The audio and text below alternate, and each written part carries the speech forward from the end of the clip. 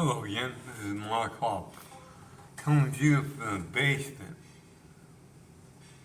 because outside is getting kind of cold, a lot of families out there, so the stuff that I want to talk about is not for families, because it involves cult life, the Church of Bible Understanding, how I spent 16 years in there, how I got trapped, how it traps you, how it's hard to get out.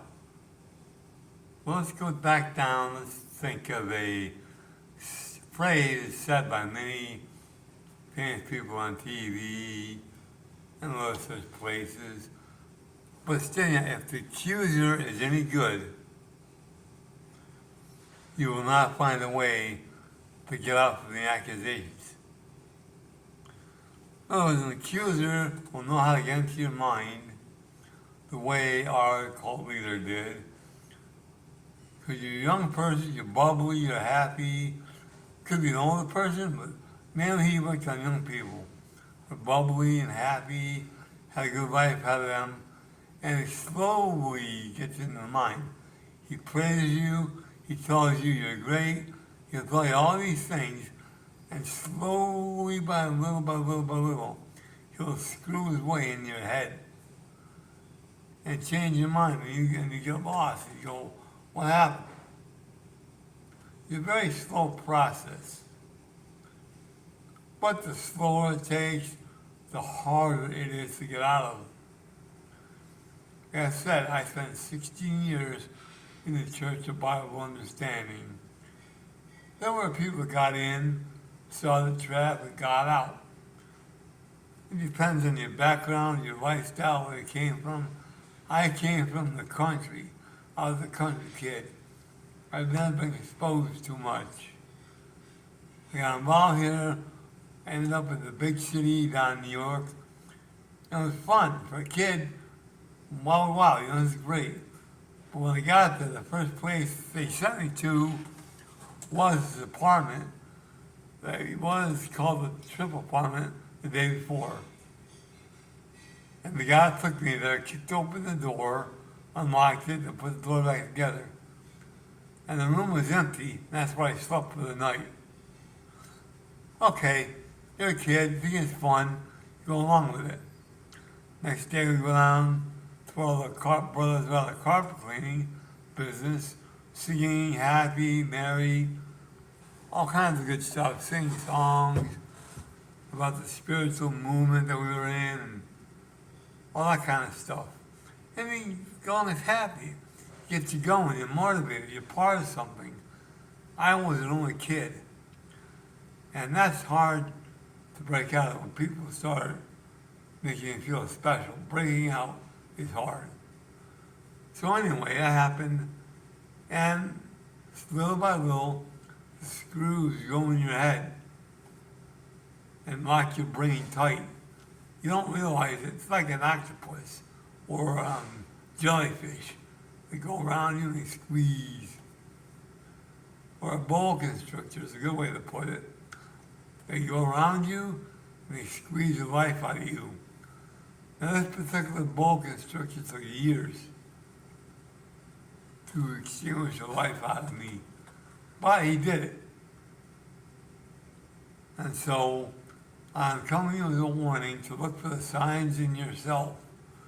If there's anything that you question in your mind, or anything you question about what you're doing, where you're going, maybe a ping in your mind. You have a ping, a little nudge, but you ignore it. You're having fun, you ignore it.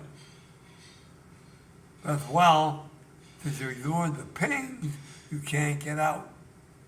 You're stuck. What do?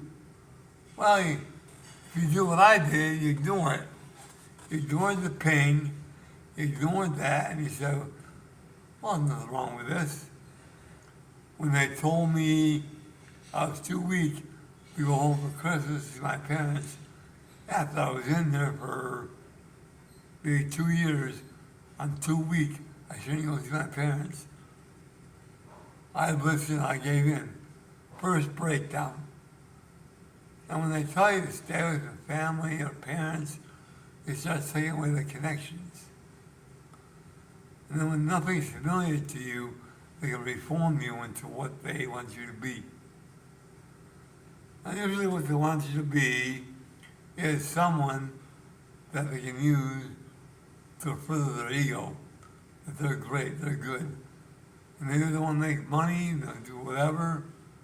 But he did. He used us to make money, and he slept at home all the time. He took a break. It's a rough life, and there's plenty to go through over the years. Different ways and tactics are used on us. Now, I'm sure there's some of you out there that notice the same sort of thing, only not in the same context or the same scenario. Maybe not even a cult. Maybe it's a good thing, you think. And you join it and you go into it. But then you get trapped again. And you wonder, why did I get in here? Well, I'll ignore it for now. I'll have fun now. And later, I'll get out. But it gets harder and harder.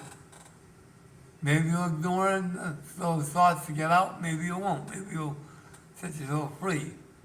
But the longer you wait, it gets harder and harder. But hopefully there'll come a point when you can break free of those things in your mind. Like today, with young people beginning to use AI a lot. Nothing wrong with AI, it's a good tool, but it can be dangerous. You can use it, it'll tell you you're good, it'll tell you good things about yourself. Talk to ChatGPT or Grok or whoever, and they bring really positive vibes. And you fall for that. And so you get trapped in it, you listen more, and it takes you away. And you hear countless stories of that. Even the story I said at the beginning, that if the accuser is any good, he manipulates you to make it think that you're the one at fault. I will not quote who it was from, various paraphrases of that from different people. You can look that up online and you can find all what you want to find. Well, I'm going to go for now, but again, I'm going to plug my school, my course, my classroom at visiblegrip.online. It's kind of a classroom thing. You look at it. It's not done yet. It's a work in progress. But I'd like your feedback to build it and more how I can help you. Well, have a good day. Be safe. And take care of yourself. Stay happy. Be free. I'll talk to you again soon. Bye.